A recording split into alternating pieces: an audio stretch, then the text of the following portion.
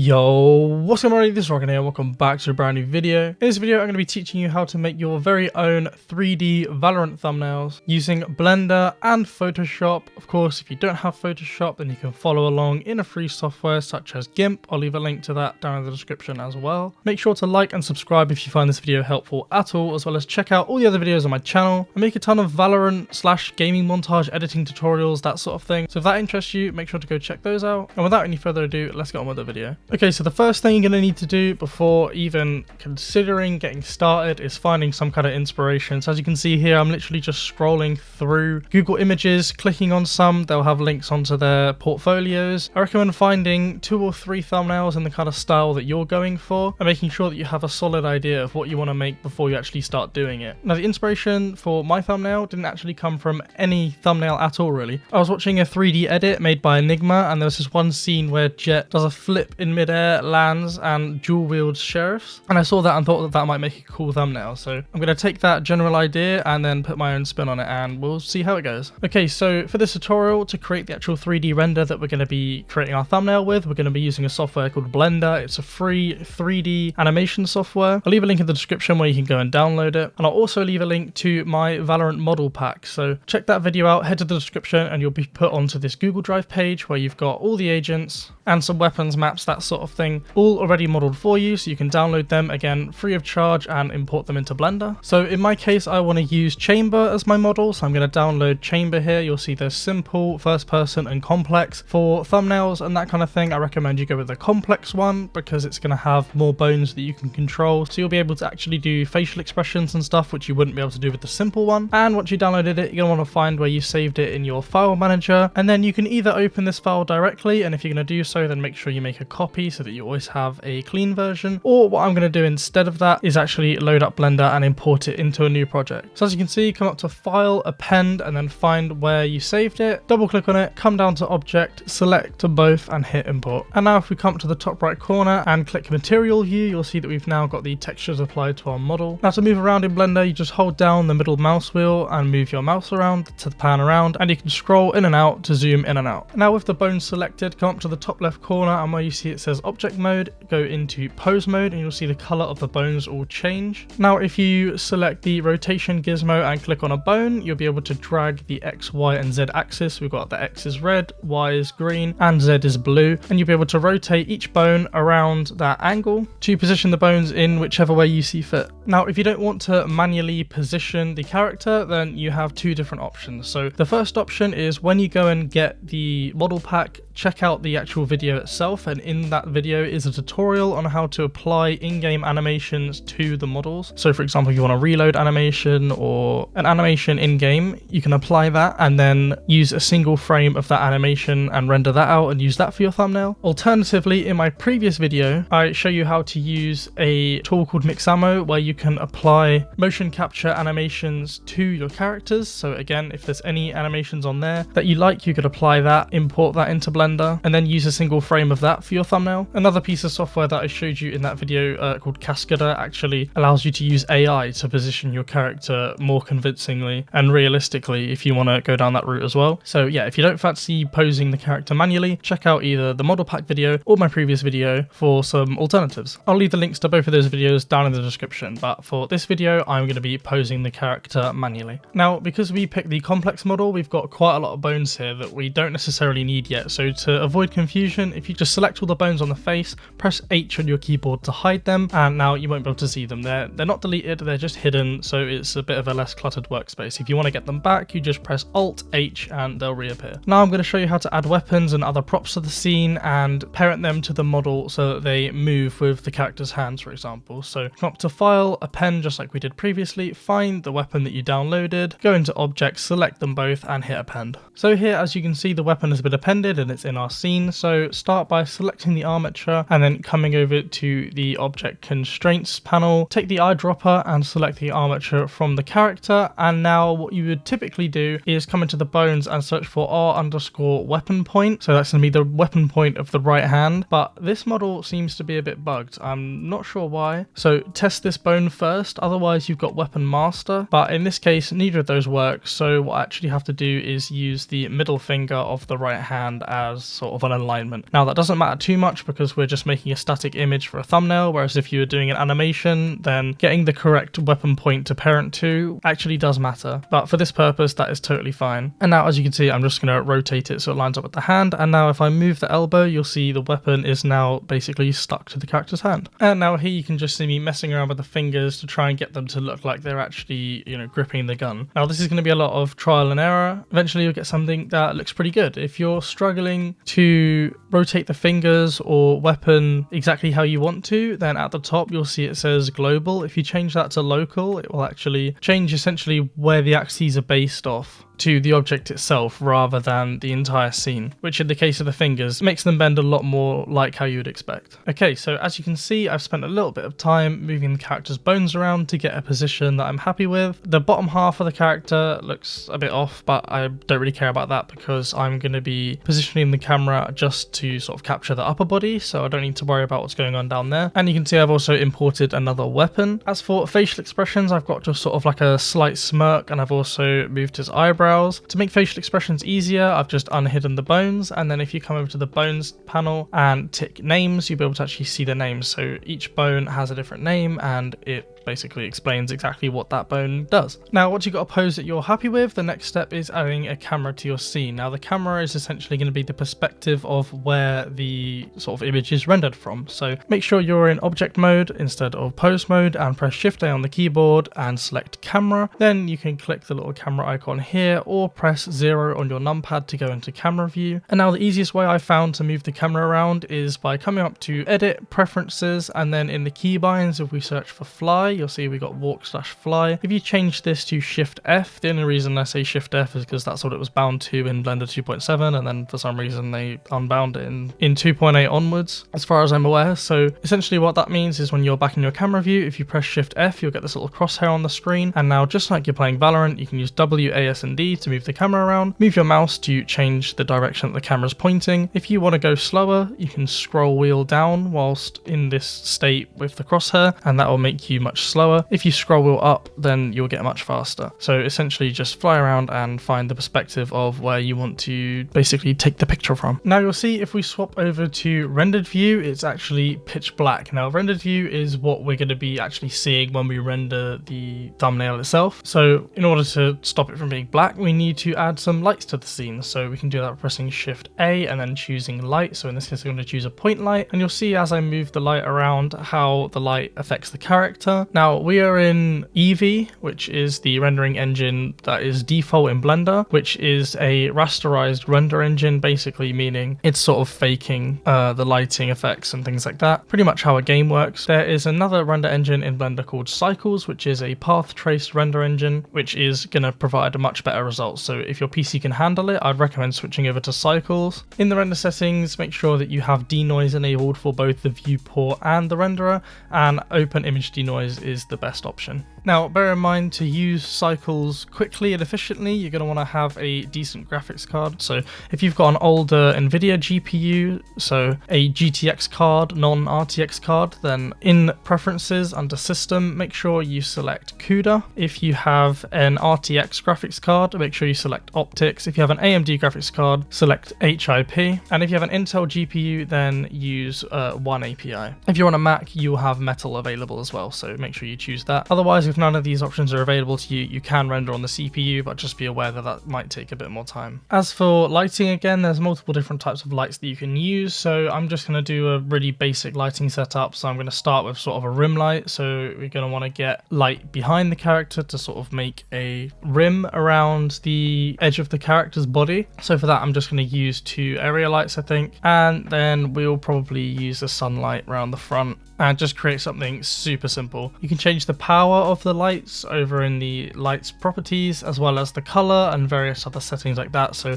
spend a little bit of time getting a really nice lighting setup and something that you're happy with, because good lighting can really carry a render. Now, one more thing I think I'm going to add is just a colored point light. So I've tried to color match this point light to sort of the color that would be emitted by the pistols that he's holding. And I've already decided in my thumbnail that I want sort of orangey yellow kind of tones to play a big part in it. So I think by adding a light here is gonna, do no harm. So may as well just chuck one of those in to make the lighting setup a bit more interesting. Now, something else I want to add to this render just to sort of bring that sort of perception of quality up is adding some depth of field. So you can see if you select the camera, in the camera settings, you've got the depth of field. So here you can choose the focal distance. So whether you want to make that the gun or the character's face, then, that's completely up to you. And we've also got an f-stop value. So the lower the f-stop, essentially the blurrier the blurry parts of the image are going to be. Okay, and then finally, the last thing I'm going to do inside of Blender before we hop on over to our image editing software is adding some bloom to the image. So you'll see his pistols actually have like glowing parts to them. So again, to make the render look nicer and give them the perception of quality, if we add some bloom to that, essentially is just going to make the parts glow. I think that could look cool. Now the Eevee render engine has bloom built in. There's just a switch here that you can tick to enable bloom.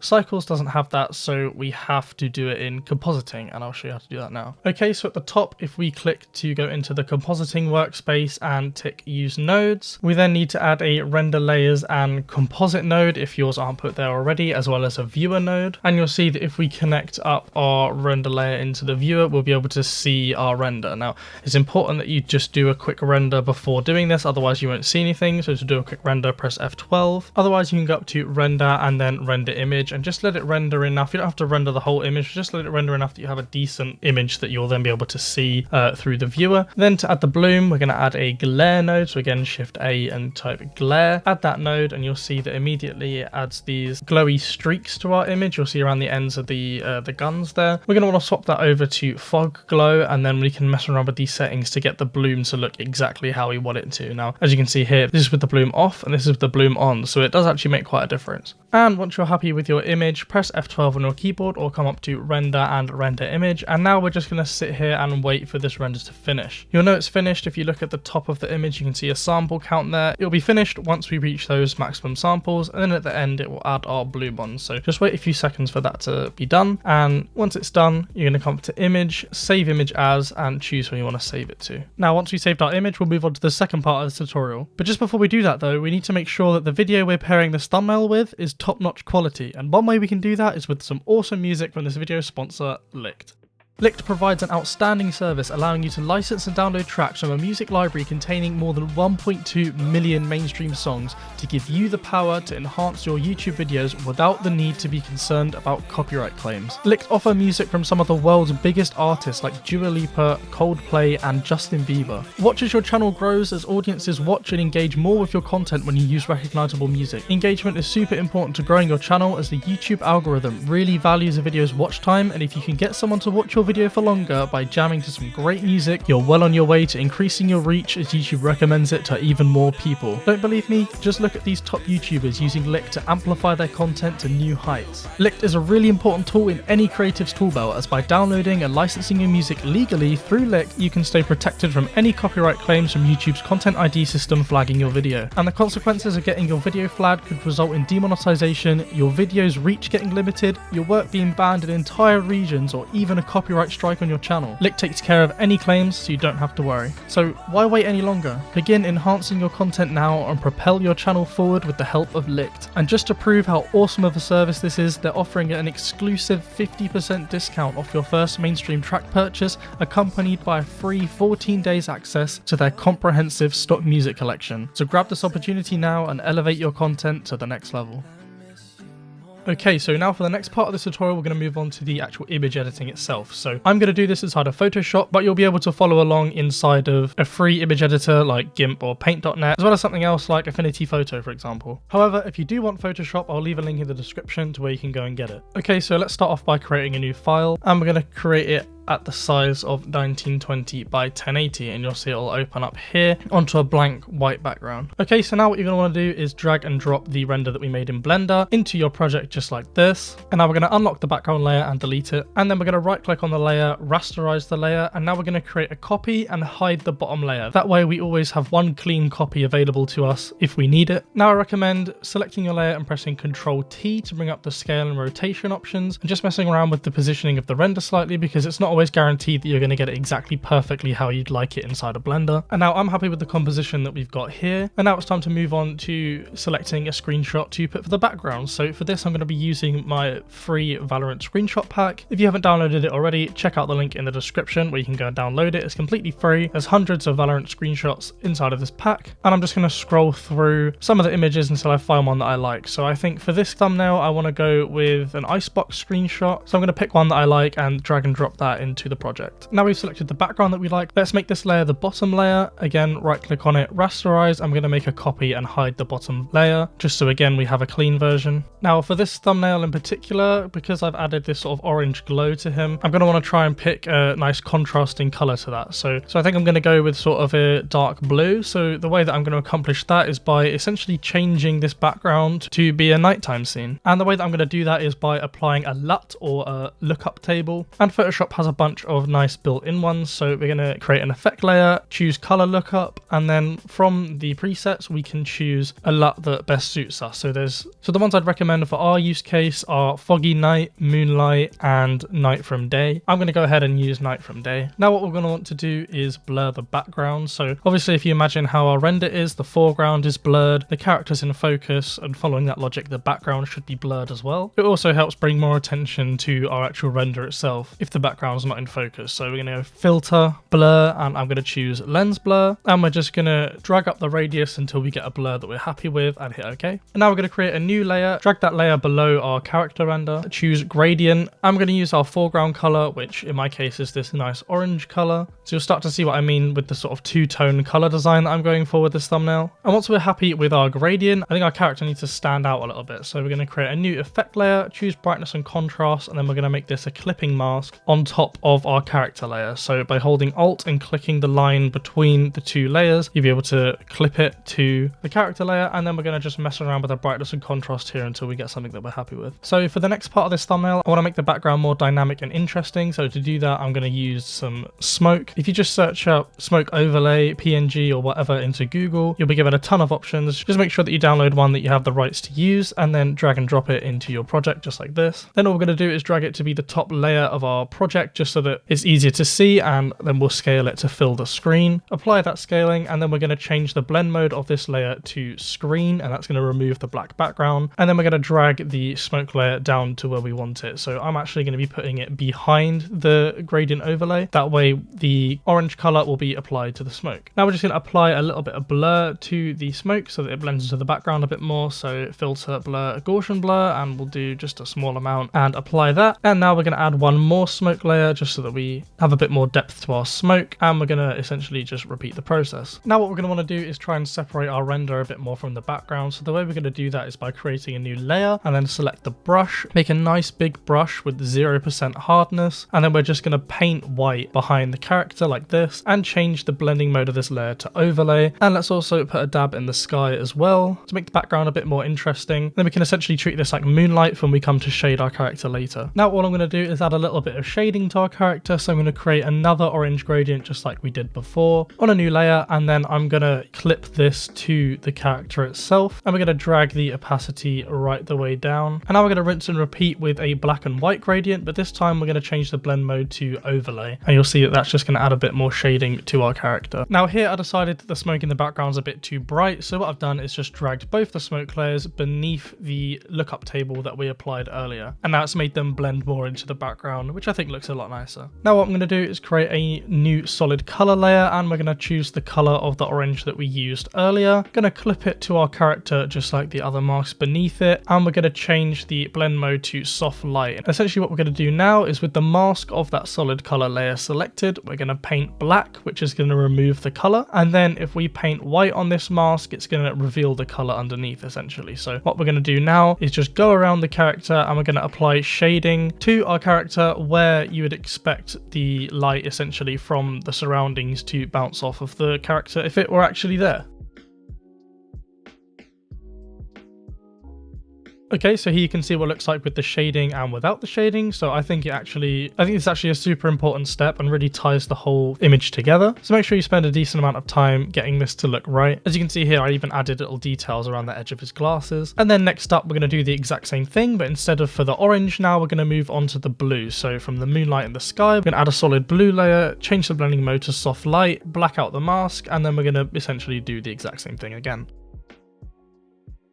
As you can see, this is what it looks like with and without. Very subtle, but still a nice addition. Next up is the vignette. Essentially, that's just going to make the edges of the image darker. So I'm going to apply that to the left, right, and bottom sides of the image. I'm not going to do the top because that's actually where, the light's coming from, so it doesn't really make sense to black that out. So we're going to make a new layer, zoom out, and we're going to get a really large brush with a low hardness, pick solid black, and we're just going to paint around the edges of this image to make like a dark border. Now, once we've done that and we're happy with it, let's lower the opacity because we do not need a vignette that strong, and we're going to then drag it below our character. It's important that you put it between the character and the background because then the vignette won't apply to the character, again making the character pop out of the background a bit more. Now I'm happy with that. Let's go ahead and add another layer to this thumbnail. So I think we're going to go with some sort of sparks or something like that. We've done smoke. You can add like lens flares or lens dust or that sort of thing, but I think in this case we're going to go ahead and we're going to add sparks. So again, we're going to find an image on Google that we have the rights to use, add it to our project, and we're going to change the blend mode to screen again to remove that black background. Then I'm going to make sure to drag our spark layer beneath the gradient, and we're going to create a copy and hide it so we have a clean version. Now for these kind of overlays, it's a good idea to add some blur. Unlike last time where we used lens blur and Gaussian blur, this time I think we're going to go for a motion blur. So let's go filter blur, motion blur, and we don't have to go crazy with it, just a little amount to make it seem like it fits in the scene a bit more because obviously these sparks would be flying. Okay, so now I'm happy with the sparks. I've just played around with the vignette a little bit more as well as the brightness and contrast adjustments just to really make it look exactly how I want it to. And now the final thing we need to do with this thumbnail is create a new layer, and then by pressing Ctrl Alt Shift E, we can essentially flatten every layer into one single image and then apply a camera raw filter. So with this new layer selected, let's go up to filter and camera raw filter, and then inside this camera raw window we're essentially just going to play around with these sliders until we get something that we're happy with. So drag it a little bit either way, decide what you like more and apply it. And now you can see what it looks like with and without the camera raw filter, so definitely a good idea to do at the end when you're finished making your thumbnail. And now all we're going to want to do to use it on YouTube is come up to File, Save a Copy, and then do Save on your computer and choose where you want to save it. Now ideally you want to save this as a PNG file as it is a lossless file, meaning you're going to get full quality, but YouTube has a 2 megabyte upload limit. So if your file is over 2 megabytes, instead of PNG, choose JPEG instead, and you'll see here estimated to be 1 megabyte. As you can see, here is the size difference for my thumbnail when I saved it as a PNG or as a JPEG. And yeah, that's pretty much it for this tutorial. That is how you make 3D Valorant thumbnails. If you guys did enjoy this video at all, then please make sure to slap a like on it, subscribe, and leave a comment with any other future video ideas you'd like to see on the channel. If you want to support the channel any further, then go and check out my Patreon. The project files for this tutorial will be on my Patreon, so you can go and download them and see exactly what I did. Check out Licked with the link at the top of the description. And other than that, thanks for watching, and I'll catch you in the next video.